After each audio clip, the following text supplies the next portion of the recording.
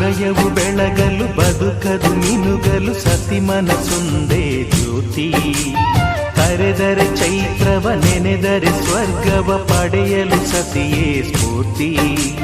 ಪತಿಯೇ ದೈವವು ಎನ್ನುವ ಜೀವವು, 7 ಹೆಜ್ಜೆಗಳ ತ್ಯಾಗ ಪ್ರೀತಿಗಳ ಮೆರೆಯುವ ಸತಿಮಣಿ ದೇವತೆಗೆ ಸಮ.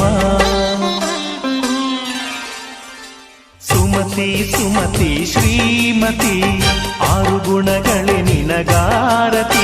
ಮನಕ್ಕೆ ಕೊಡತಿ ಮನೆಗೆ ಗರತಿ. ಕಾರ್ಯೇಷು ದಾಸಿ ಕರಣೇಷು ಮಂತ್ರಿ.